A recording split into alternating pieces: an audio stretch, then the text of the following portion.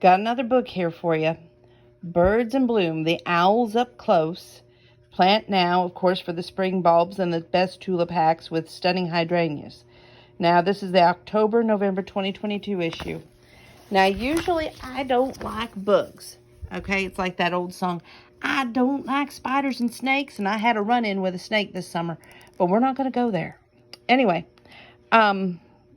this caught my eye because A, I like music, and B, this little fella, he's a katydid. Now, honestly, I thought it was the same dang thing as a cricket. So we're going to read this article about music in the dark, which kind of reminded me of another thing, a country music song, Fishing in the Dark. Anyway, here's Field Guide on page 48. And it says, when the sun sets, a night symphony begins. Meet a few of the insect players by Sally Roth. You can't see the singers in the shadow, but you sure can hear them.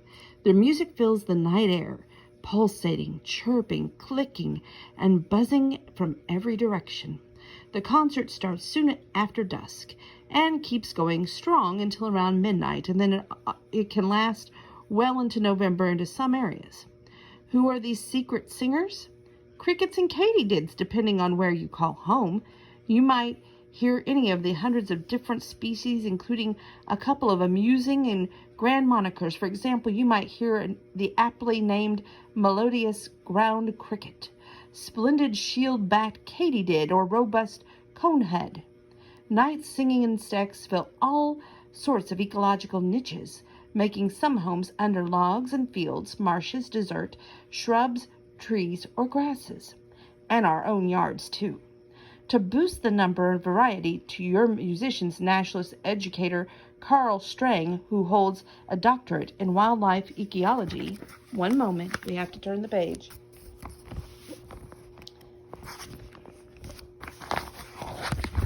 Sorry. Recommends planting your own garden in layers, the same as you would for birds, with a nice structure of trees, bushes, and herbaceous plants, including the natives. Only the male katydids and crickets sing. They do it for their same main reason birds do, to attract mates and defend their territories. But unlike birds, they do it with their bodies, not their voices, to entice the female and warn off competitors. They scrape one wing against the other in a mechanical act called stridulation. The females hear them through the ear-like structures on their legs. Then they go to where the boys are. Nearly all nighttime singers are vegetarians, nibbling on foliage.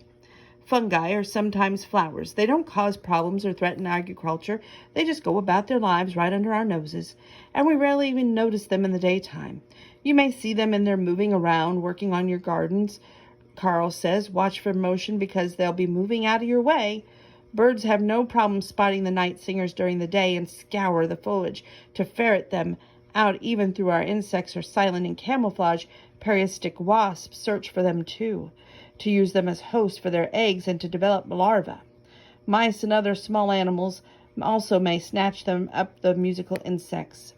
These bugs are cold-blooded, so they fiddle even faster as temperature rises and slow down when it's cooler. For a little fun game, try using a snowy tree cricket as a thermometer. Count the number of chirps in 13 seconds, add 40, and presto, that's the approximate temperature in Fahrenheit.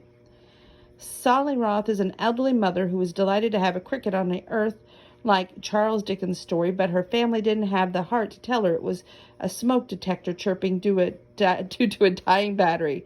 They discreetly installed another battery and commiserated when her cricket finally went silent. Guess that tune. Identifying night singers can be a challenge, so start by simply enjoying the symphony, suggests the wildlife ecologist and educator Carl Strang. Learning who's singing is comparable to learning birdsong, Carl said. You'll need to match their sounds to recordings. Go to Singing Insects of the North American website and click, quote, sample songs of crickets and katydids for examples of the tune. This is a field cricket. And for a quick and easy foundation, start with the big three, which are the widespread, abundant, and loud. The field cricket, which both spring and fall species overlap. They have a high-pitched throbbing chirp.